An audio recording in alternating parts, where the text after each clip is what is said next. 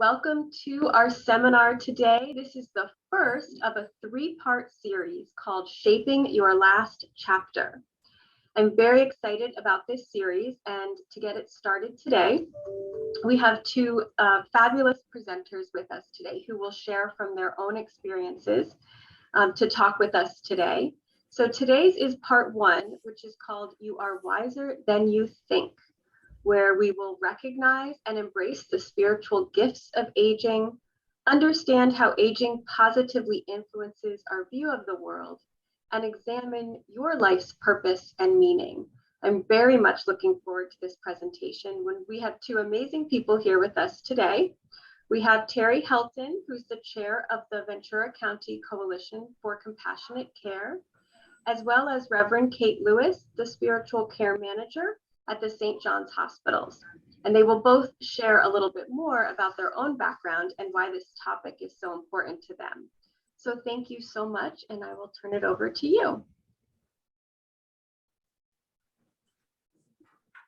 You there, Teri? It appears like Teri has frozen. So Kate, why don't you get started? Sure. Hi, everyone. I'm Kate Lewis. I am the manager for spiritual care at St. John's, both hospitals in Camarillo and Oxnard. And I get the opportunity to work with people who are older all the time, of course, in the healthcare setting, of course, at times when they're in an acute situation of some kind. And I'm loving it. And I'm learning so much. And I must confess that I am not yet an elder. I'm looking forward to being an elder.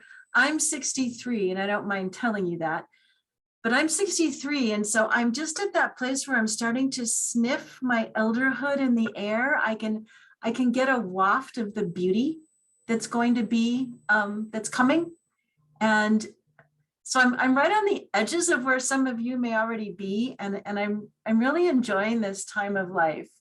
So that's kind of my story. And I'm looking forward to this series of these three webinars that we're going to do together.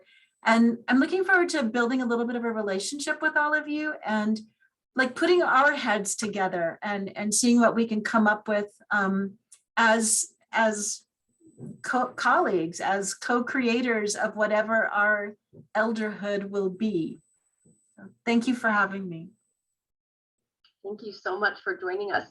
So, of course, I can't believe the timing, but it appears that our other speaker, Teri, has just lost power. Like really lost power? Like really lost power. Like at her house? Yes, at her house. Okay. So I'm trying to see if she can call in so that she can still be a part of the conversation. Okay. But as of right now, I'm just waiting to hear back from her. I'm sorry. Oh my goodness, this is it's great. Like, once again, we have to just go with the flow. Well, one of the things we were going to talk about is the actual fact that people who are older are more flexible and more able to roll with the punches. And in fact, as we were looking at healthcare workers at the beginning of COVID, and people were doing studies on how people are managing in healthcare, they found that older women were doing the best and had the best resilience, the best ability to live through those first months of COVID. And I would imagine that that's still the case, but there's something about having gone through a lot in your life, right? And being able to look back and see that you have made it through things and that you do have resources and that it's not the end of the world if the power goes out. It's one of the real gifts of aging, actually, you know? How you doing, Martha? We're trying to get her to call in. Okay. Can't believe the timing of it all. And she had the slides too. Yeah, this slide. I am just looking up the Longfellow poem I wanted to provide. I have it on my computer and I can share my screen in just a minute if I can find it. Sure. And Thank also, you, everyone, for being patient with us. I will say to our audience, now's your chance. If there was something you were looking forward to getting out of this presentation, type it into the Q&A, because we're kind of rolling with it right now while we figure this out. Oh, Judy's saying it's very windy. Oh, and that's why the power lines are going. Oh, okay. You know, I lost power for 2 days over New Year's. I rang in the New Year's and couldn't even watch the ball drop. Yeah, it's been quite a time, hasn't it? I wonder, do you want to share my screen for a minute? You should have the ability if you click share screen. Okay, will do. I think I've given you permission.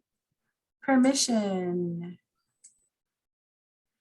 So friends, while I know this isn't the most good looking screen, but while Martha works to get Teri back. And I know someone's asking if her laptop, the problem is that the laptop itself will work, but the internet won't, and Zoom functions on the internet. Okay. So as soon as the power goes out, the internet goes out. Oh gosh. Are we so dependent or what? We are. Yeah, my ancestors from the prairie would just laugh at us, my Nebraska ancestors who lived through the Dust Bowl, right? This poem, though, to ponder, this is the end of a very long poem by Longfellow. For age is opportunity no less than youth itself, though in another dress. And as the evening twilight fades away, the sky is filled with stars, invisible by day. That's beautiful. I wonder if you all agree with this, that age is the same kind of opportunity that youth was. I wonder if you agree with that or not. You may not. I'm sorry, I'm typing in the number to Teri. Okay. Go back in. And of course, his metaphor of the evening twilight, of course, is old age, elder age. And so as the evening twilight fades away, the sky is filled with stars, invisible by day. And I think that's exactly what we're here for, is to all of us together uncover the stars that perhaps were invisible when we were young, when we were fighting those battles and slaying those dragons and building our lives. We're now moving into my stream of consciousness. Thank you. But let me fix my screen here. One of my teachers' names is Richard Rohr, and he talks about the two halves of life. And it's not necessarily halves by years, by when you're 45 or 50, that's half of your life or something like that. But it's the idea that we spend a good portion of our life growing and getting larger and stronger. And as he says, building a container. And so and this is all good, using everything that we have, all of our gifts, our abilities, our schooling, our passions, our motivations, to build the container of our lives, right? And then as we move into the second half of our lives, we start to dump this container out. We start to let go of these things that were rightly important. Not to say that that first half of life is not important, it is. It's valuable and it's necessary and it's part of the human landscape. But let us not carry that all the way through into the elder part of our lives, when we're meant to be letting go of things and pouring things out and becoming more authentic and more true to who we are as human beings. Letting some of those masks fade away, shedding some of the roles that we put on, right? And maybe there's beauty in that, and maybe there's actual comfort in that, and being able to finally be who we are, right? It's that poem about "Now I shall wear purple." That's where we get the Red Hats group from. But when I'm old, I shall wear purple, dang it.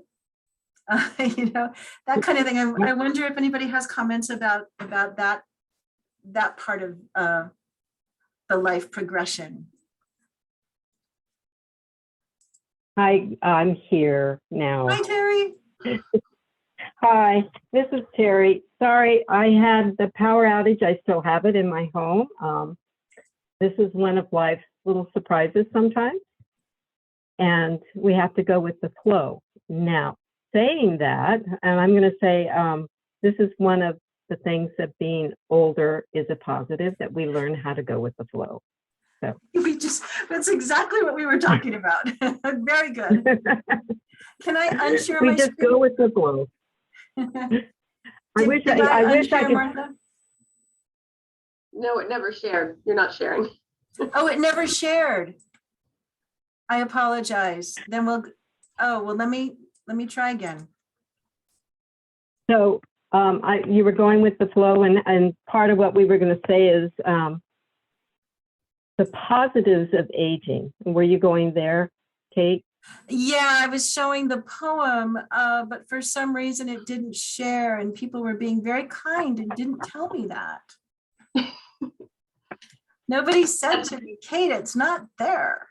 Judy commented that she made her hair purple. Yay, Judy.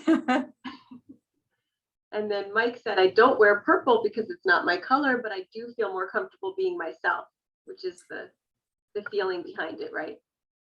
Isn't that the truth? Okay, so is this when I am old, I wear purple and a red hat? Yeah. Yeah. So, and that is true. And we can talk about why that is part of why we're willing to do that. And the idea of your journey through life has made you more and better than you may know.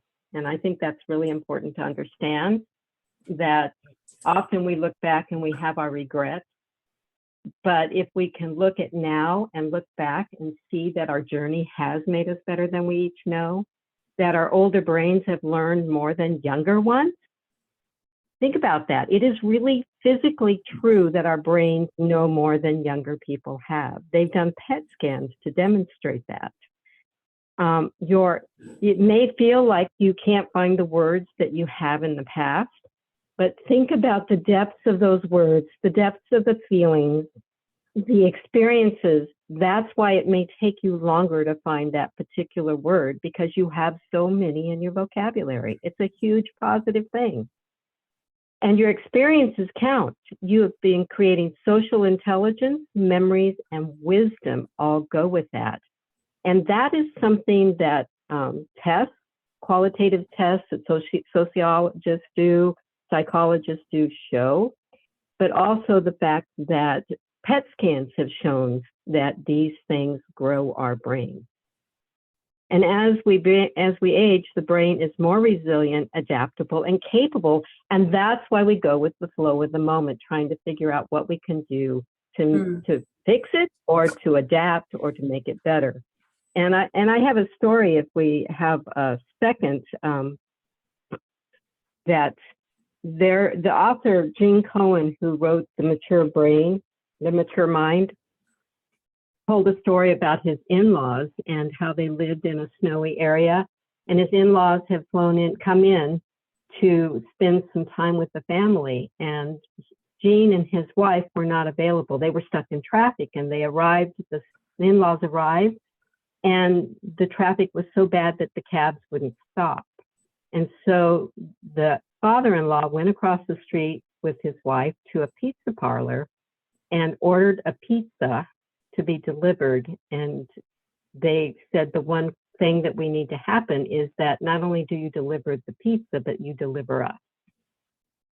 And so they fixed the situation in a way that possibly a younger brain might think of, but definitely the ability to adapt and to be malleable and to have that experience helped them get to their home, their kids' home, and have an evening with pizza and a memory that they've shared forever. So that's a great telling of a real story of how our brains can adapt and how we use our experience. You know what? And you also, in that story, they don't there was no embarrassment or I don't want to say shame, but right, you're also willing to do things like dye your hair purple or tell the pizza driver to take me. Like you're a little more free. You're free, and you're able to do those things. I'm wondering if I'm about to get my power back. Wow. So the other thing is that, again, better as we age is the experience is less intense negative emotions. That's what comes with that pizza delivering. Instead of getting exasperated and having a fit, they figured something out instead of standing there being cold and moaning and groaning. So they had a more positive response. And we do that as we age. We tend to remember the positive more than we remember the negative, which leads to greater acceptance of life's realities and a greater sense of self and long-term perspective during upsets and crises. So during the COVID pandemic, and the studies have shown this is true, though that people were so afraid, the officials are so afraid for people who are older, like myself, I'm going to be 68 in March, had to stay home, or people who were even older than that happened to stay home and suffering from loneliness and having mental breakdowns. What they've shown is the seniors, the older people, have fared much better than the young people. And that's because we have this resiliency, this adaptability, this ability to see the positive from our life experiences and our adapting brain. Yeah, I shared the same thing about our study with nurses that we talked about. So yeah, it cuts across the board that older folks can roll with the flow better. Although I will say, Teri, I do know some brittle older folks. I mean, I do know people for whom, perhaps people who are starting to get a bit of dementia, right? It might be those benefits are not quite as reliable. Or people, there are just plain grumpy people too. That's true. There are just plain grumpy people. So I'd love to just take a moment because we got off to such a odd start, I will say. But I asked both of you to be the speakers today because I think that your unique work experiences really gives you a great perspective on aging and on the last chapter of life. So I would love it if each of you could just take a moment to speak a little bit to your experiences as well, if that's okay. Do you mean our work experiences or our personal experiences? Well, that's up to you, but whatever you think is applicable. Okay.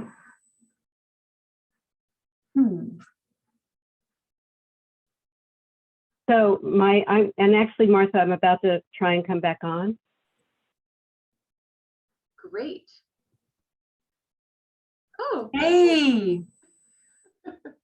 We got you. We can see you, Teri. It's working. That was quick. You're maybe muted? Although, no, it doesn't show muted. You're not plugged in, maybe. Nope, we can't hear you. Oh boy, it's just. It's on the telephone and the telephone is muted. Oh, now you're muted.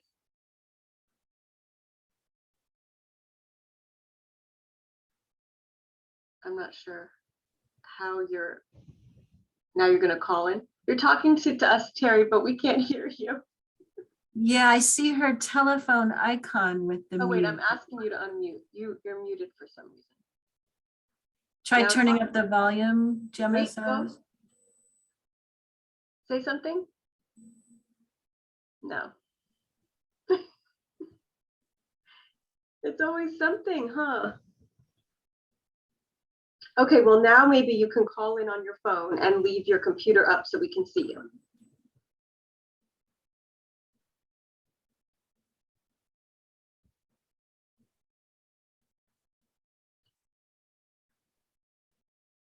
Oh, it says connecting to audio. That's a good sign. I'm sorry, everybody, bearing with us here. No, it's not working. I am here. Oh, yes, you are. So talking about adaptability and what we do and the things we do in life. So Martha asked the question again, and I have to say this audience has been extremely patient, and I want to thank them for that. Thank you. So Martha, what was the question? I didn't do a robust introduction, and I would just like them to know why, a little bit about your background and why this topic I thought was such a good choice for you. So this topic, I'm going to go back. I said I'll be 68 in March. And when I was 15 years old, I lived in a very small community, and I was a pretty lonely teenager. And I made friends with a woman who lived near me, who happened to be older and blind. And this, one of my best memories in life was to go into her house and sit and talk with her and learn her stories and to hear her stories about how she went to a special school in Arkansas, how they passed notes in the hallway and they hid them in their bloomers. That's how old she was, because she wore bloomers. And I just was fascinated with her life and how she raised a son, and the son was named Leslie. Why I don't remember her name, I don't know, but the son's name was Leslie. And I asked her how she cooked. I mean, I was just so curious about this. And she showed me how she cooked, how she measured water.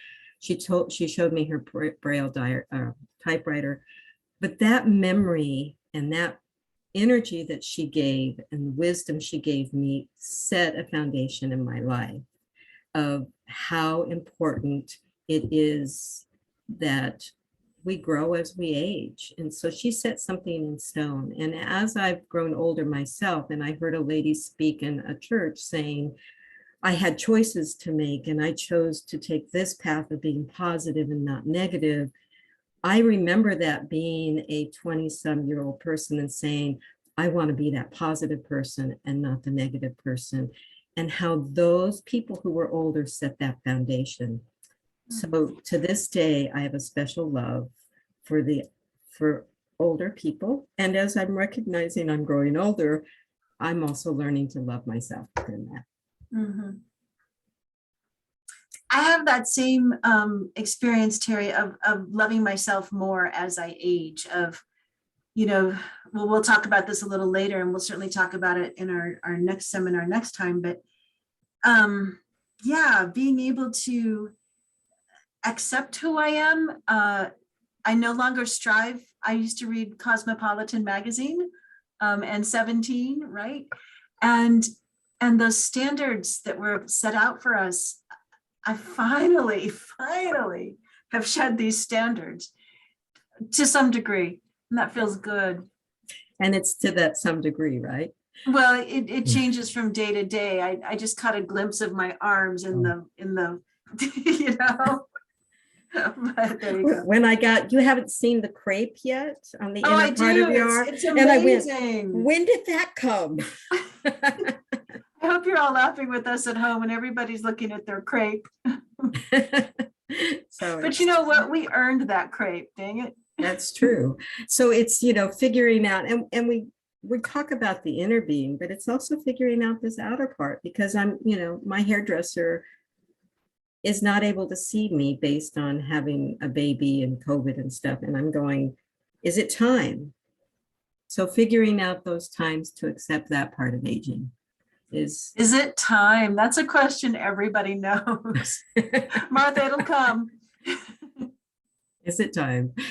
And as those times come, and you've already talked about it, there is a freeing of of that idea.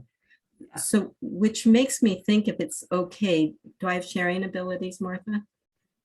I believe so. Try again. We try it again, and I'm hoping I get the right one. While you're doing that, I'll just say that my interest in elders I do work in the hospital. I'm the manager for spiritual care at both hospitals, and I take care of people who are dying every day. And I see so much love and so much beauty and so much. Sometimes I see beauty and sometimes I don't. Depending, like I said, there are grumpy people, but there are people who've made the choice to love all the way through to the very end of a long, long life. And there's something powerful and beautiful and mysterious about that I can hardly put into words, but it's very attractive. Like I said earlier, like I can sniff it in the wind. This beauty, this attractiveness, this authenticity, this groundedness in themselves that's combined with a profound frailty. I mean, these are people whose bones are thin, who maybe aren't upright anymore, who maybe shake and have tremors, who, you know, by all outward appearances, their bodies are failing. But I know that inwardly they're just growing. They're strong and healthy inside of a frail body. And I find that fascinating. So I'm still learning, and that's kind of what interests me. And I just want to learn from people like you, Teri. Just learn how does this work? How do you do that? And how do you do that well? How do you be frail and profoundly strong and filled with love and not too concerned about the stuff that doesn't matter? How do you shed the baloney? How do you shed the balloon? It's a day-by-day walk. Did you have the right thing up there? Were you watching, Martha? I was just talking. Yeah, you had it. Oh my gosh. Okay. So is this it here? It'll pop up in a second. Yes, and now you just have to do it from beginning, the slideshow from the beginning. It is not cooperating. Life is just, I'm wanting you to see the slide that Kate sent that was so important. We'll leave it like this and just go to the third one. We're That's- adapting. We're going with the flow. So leave it like in this mode and just go down this. Oh, It won't go. So that's the whole problem. I why don't you, apologize. can you email me the PowerPoint right I now? will. Okay. And so I wanted to talk about it because this poem is important for us to think about. I could actually read it I read it earlier while you were off, and I for was hoping. Age is Opportunity. Mhm. Oh, you did. Okay. I apologize. No, that's okay. You weren't here. And this is like the oddest presentation ever, I guess. I know it is. Okay, so where did we want to go after our introduction? How about the 5 gifts of accepting aging, the idea of accepting aging and what that offers us? And that's where we were going to go. Exactly. So the accepting of aging, ability to receive. Oh, you don't have the slides. I do. If you can be patient and let me try one more time. If you want to email it to me, I can share from here. Okay,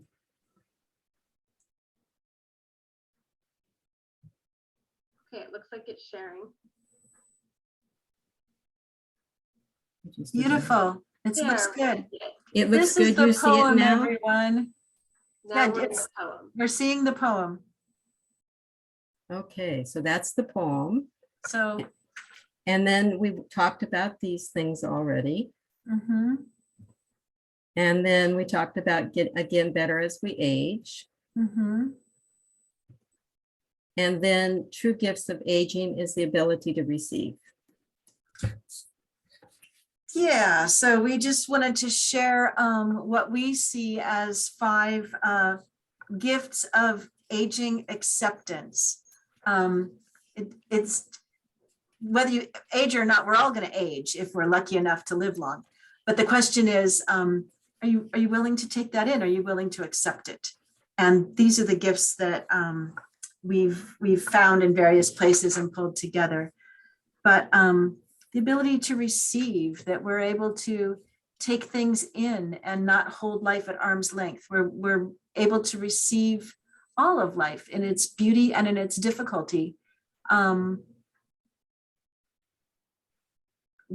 We feel safe even in the face of chaos.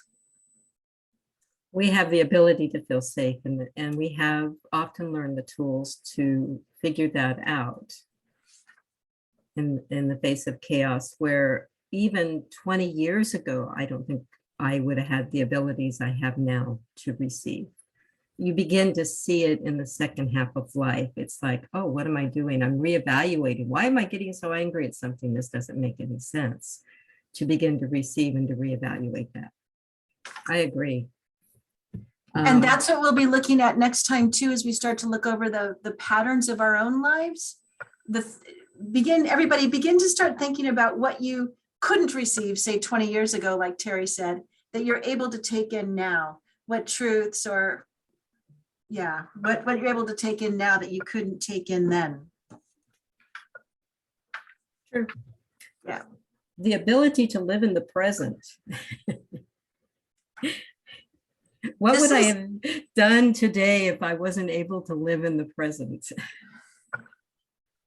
This is related to the business of receiving, right? Because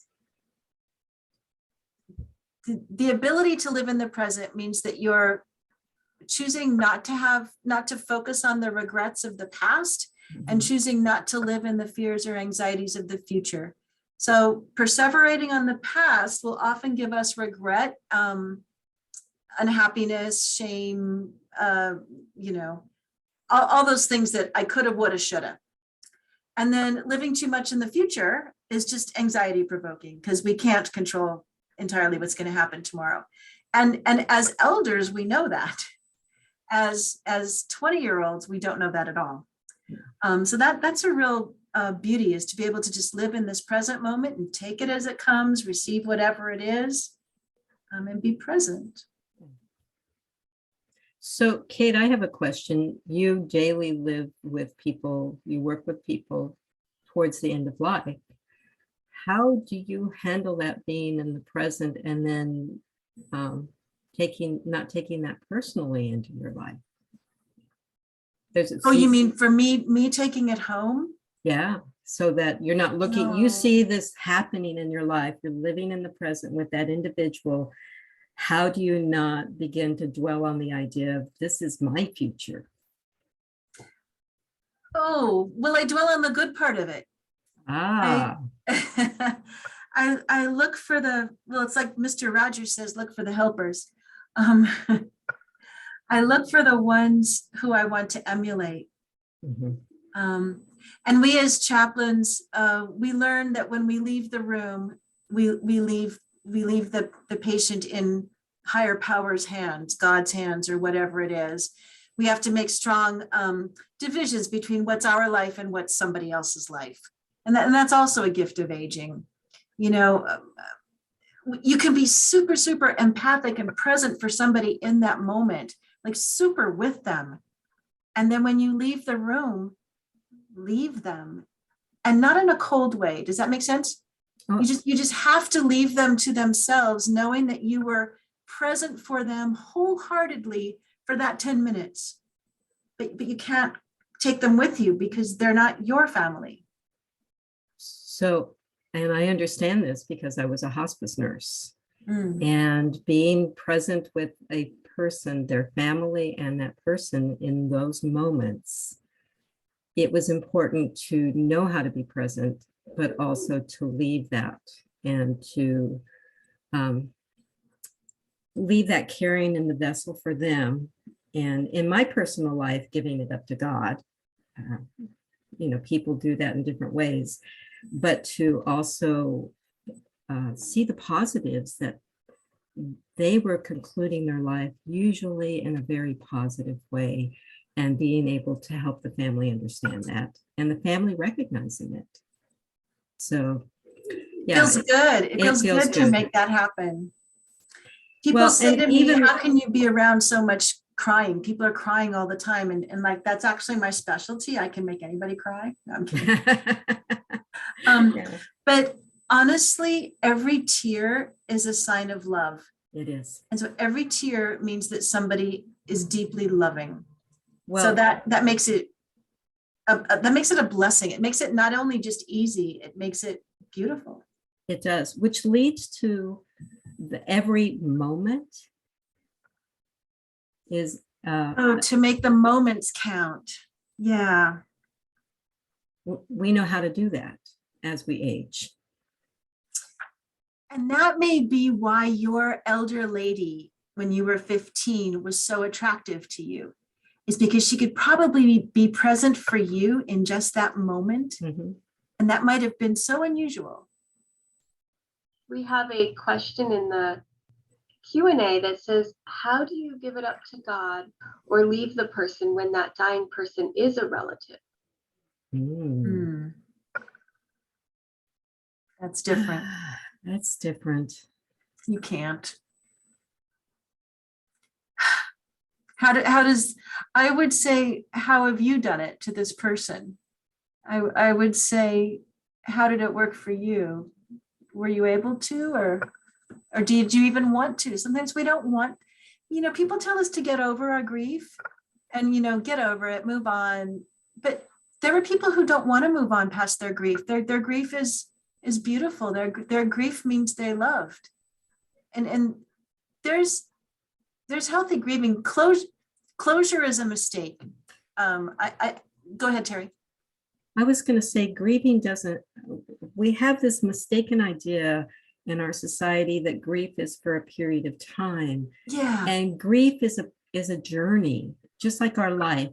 Grief is a journey, Mhm. and it will always be there with us. It just changes. And I will say that come this May, and I lost my father in 2004.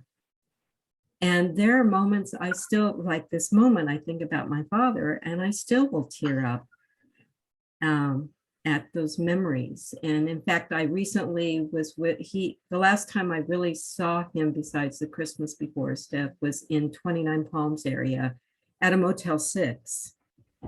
And I recently purposely did not stay in that motel with my kids on vacation because I did not want to have to relive that memory. So that grieving process, how many years later, 18 years almost, is still continuing. So, but I don't live every day thinking about that. And that's how the grieving process changes. And what I learned and I feel through that, I take with me to be with other people in their process and their living and their grieving processes. So. Do you remember, it was the funeral of somebody famous in the National Cathedral, and President Biden, I think speaking from experience about his son, said that the day will come when you think about the person who died and your first thought won't be a tear, it'll be a smile. Yeah. So the day will come when the first thought is a smile. But that day is a long time in coming. Mm-hmm. And you don't want to forget them, and you want to cry. You want, And it's true. That's very true. So that is hard. There's some hard places, but there's some also positive places. So I can't see the chat. Did the person respond again, Martha? No, but Evelyn wrote in good answer. Oh. Thank you, Evelyn. So, but what we're talking about, and I think this leads to that other thing that is for older adults, for seniors, for elderly, whatever you want to call us, and this is something I've learned, is that all of the terms work, is the gift of authenticity. Because that person who asked the question about the grieving, they're being authentic. How do you deal with that process, that grief, that pain? And it's going to be different for everybody, but we learn to be more authentic as we grow old. And I have to, if anybody knows me intimately, they know one of my fears in life is I will not be authentic. Mm-hmm. I do not want to be a phony, and I don't want to be fake ever. Mm-hmm. And being involved in public things, that is my fear, that I would become a phony. And I do not want to. I want to always be authentic. And I think that aging has enabled us to do that. What's the difference, like being authentic when you're 30 and being authentic when you're 60? Oh, that's a great question.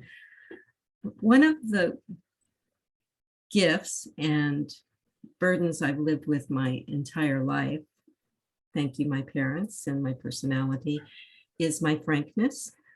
And so that has always been part of who I am. And I believe that most of the time now in my 20s, I was, just out there blunt and didn't realize that I maybe needed to work on this process a little bit better. And in the 40s, I knew I was needed to work on it and worked on it.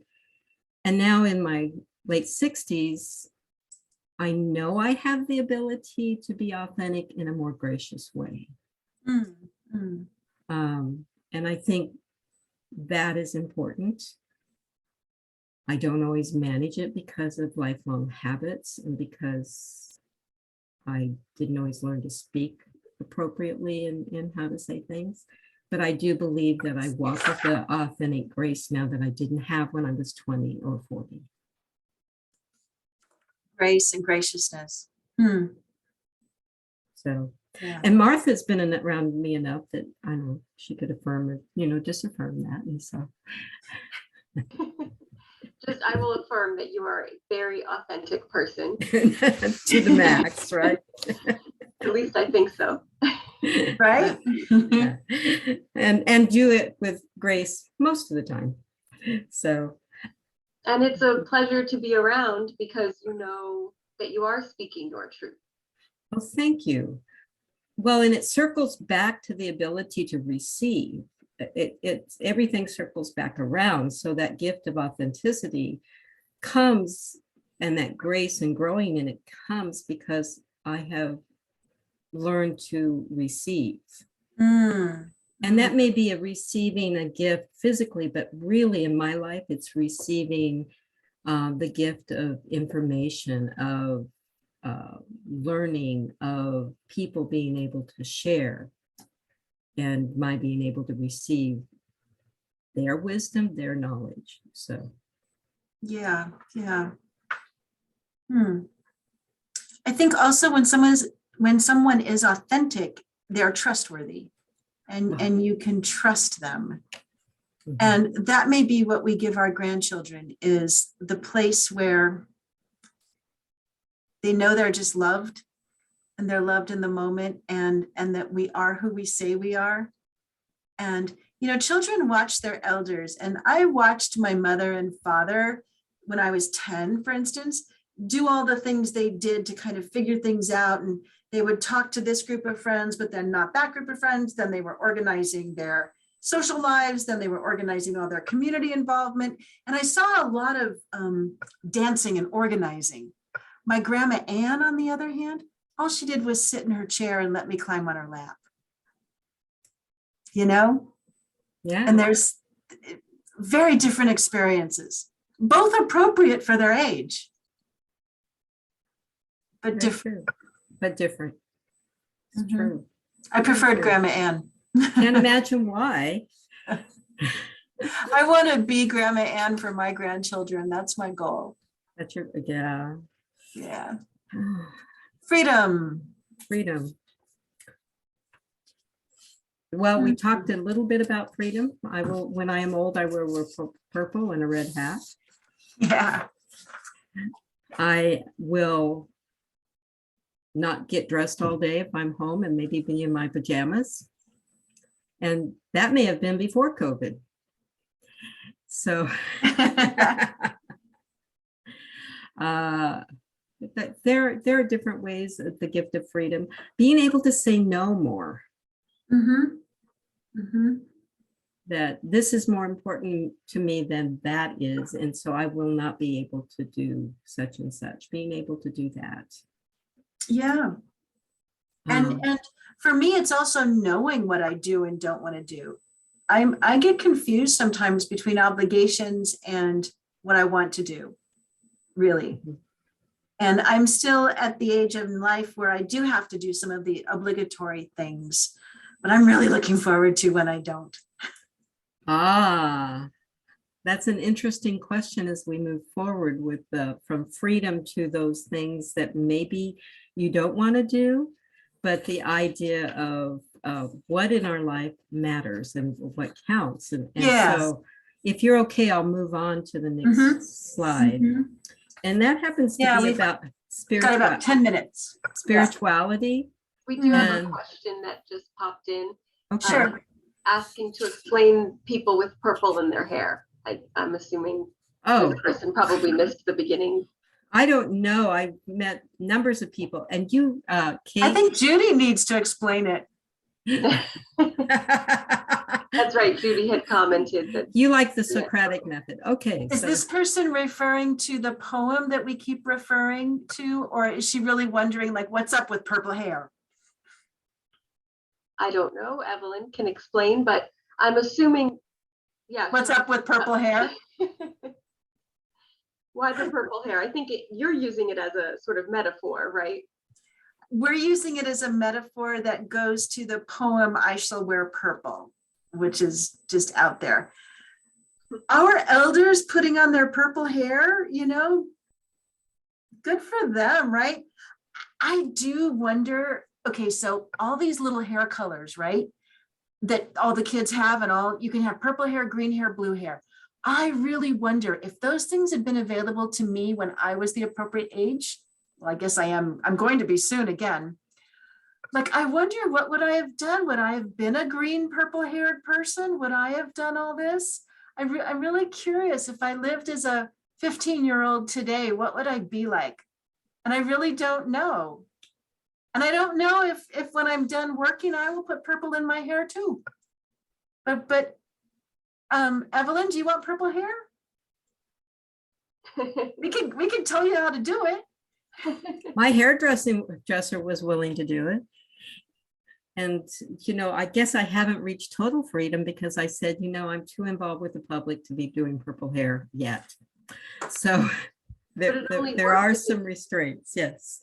But I will say this, and Pat, you're a little younger than I am, Kate, but I came from the generation of all of the questions about hair, long hair for guys, and the problems of hair, and raising my own children who are 41 and 44. To me, it was only hair. It's only hair. It grows back, it can be cut, you know, it's only hair. And so if anybody wants to color their hair purple, yellow, blue, green, I'd say go for it. So Judy chimed in and said, I don't need to interview for jobs or fit in. There are so many temporary color options. I use a purple conditioner. Yes. Good to know. Oh, that's a good idea. I've thought So about it really just symbolizes freedom, right? That you know, Right. you don't have to conform, you can just have fun. You can do what you want. And so, but also no, I think it's interesting that we're seeing the purple in the older generation instead of younger, because purple has been associated with spirituality, which is going to lead me back to this slide of the idea that part of a person that gives spirituality is part of the person that gives meaning and purpose to life, which is we need to talk about a little more because that's so important. A way individuals may seek and express meaning and purpose, and the way they experience their connectedness to the moment, to self, to others, to nature, and to the significant and sacred. And I'm going to go back to this idea of meaning and purpose. We need to have meaning in our life and purpose. And when my husband retired a number of years ago, and I was still working full time, he struggled with retiring and my not being home and finding purpose. And it took a long time for him to find that purpose. And I have to say, he is totally in the meaning and purpose now. But I don't think I had an empathetic understanding. I knew it in my head. But then when I had retired, quote unquote, from a home health agency and COVID hit, it kind of threw a dagger into my plans for something I want to do in building health ministries. And I had about 4 or 5 months, I was looking for that purpose, and it gave empathetic meaning to me to say, wow, this is not a black and white thing. Finding meaning and purpose in your daily life as you grow older is really important. And so I say to you, there are ways to do that. And it's different for every person, but a lot of that is found in service. So it can be found in service to your faith congregation. It could be found in service in providing volunteerism for a hospital or senior concerns or Ventura County caregivers, volunteers assisting the elderly. There are ways to find meaning and purpose in your life. It may be helping somebody in your neighborhood that just needs to have a companion. So that's one way to find meaning and purpose in your life. But Or that also, befriending a 15-year-old kid. yes, that teenager that needs you, or the granddaughter who just wants to sit on your lap, writing them notes and letters of how important they are to you and how, yeah, I agree. Perfect. Okay. But that leads to that connectedness, that relatedness that is so important in our lives. And I think that's what we'll start to look at next time. And so that's our invitation to you. We're really looking forward to 2 weeks from now when we get together again, and to really think about the meaning and purpose in each of our own lives, and what has given your life meaning, what does give it purpose, what have been the chapters of your life, how we're thinking that we can go on a journey together of who we are, who we really are, who is our authentic self, who are we each made to be. And it's worth taking stock and looking back a little bit. As you said, where have I been? This is really, really important. Can you go back to the previous slide, or will your thing not do that? Oh, it will do that, but I thought you were wanting to. So No, that's okay. I think we have about 4 minutes. I just wanted to suggest this because we've talked about it a little bit. I bring to you Parker Palmer, if you want to look him up, has a concept of the divided self. And he makes the point that for many of us, we have an inner self, and then we have an outer self. And that is part of that, the first half of life, as I told you about earlier, where we're building that container, that bowl that holds our life. And that's our outer self. But that the challenge for many of us is when there's too big of a gap between who we are inside and who we are outside. Yes, human beings have inner lives and outer lives, but we do better when that gap is closed up a little bit. When we're very far from our inner, very far from our outer, we have a hard time. But as we age, right, can't we bring those together? Can't our authentic, true, and tender inner self merge more closely with our authentic, true, and practical outer self? Can we be more willing to receive, more open to authenticity, more free? And what we're going to invite you to do, I think, then the next slide is think about over the next couple of weeks the chapters in your life, where you've been, what were the important milestones, what, if you were going to make a timeline, what are the highlights, what are the lessons you've learned, what are the challenges you went through that changed you, what changes have happened in your life, what did you used to think when you were 20 that you don't think anymore now that you're 60 or 70 or 80? What do you think, Teri? well, and I was going to say, you mentioned that timeline, and this is sometimes people will be surprised, but if you make a timeline and on the bottom part, you kind of remember those negative things that we don't always want to think about, but then on the time that happened, and then on the top of that line, go back and put the really positive things that we do like to think about. You will notice that the growing happened from the negative things, and how that may be important to you in remembering and in considering writing something to your family in those memories and bringing them into the idea of who you were, who you are now, and what your hopes and dreams are as you move forward, but also what your hopes and dreams are for them. So something to consider in doing that.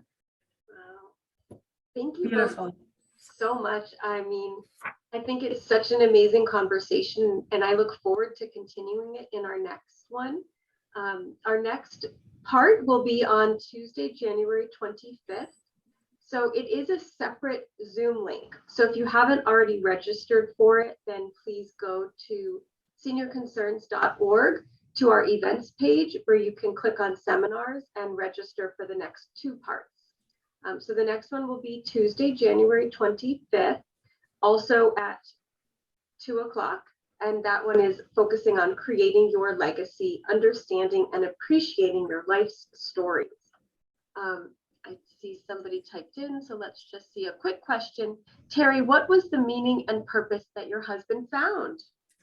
Well, my husband is very involved in the idea that we need to love and care for each other. So he's very involved in promoting understanding and conversation between different faiths. You heard me say we're involved in interfaith work. So he is very involved up to his ears in that. And he's also involved with CLUE. He does web management for Clergy and Lay United for Economic Justice. So between that, Ventura County Interfaith Community, our church, and we're going to be doing some friendship meals in May between different faiths, and introducing, where you're going to be able to eat a meal with somebody else of a different faith, and then propose that there'll be friendship groups from that. So we're trying to promote love between different people and understanding. So he found a lot of purpose in that. Wow, that's amazing. Thank you for sharing that with us, Teri. Thank you for the commercial. So thank you everybody for staying with us today despite our rocky start, and hopefully you found something of value. I know I did. I took some notes. I was writing down quotes that meant a lot to me. Every tear is a sign of love. How do you be frail and yet profoundly strong at the same time? Yeah. And grief is a journey. It will always be there with us. It just changes.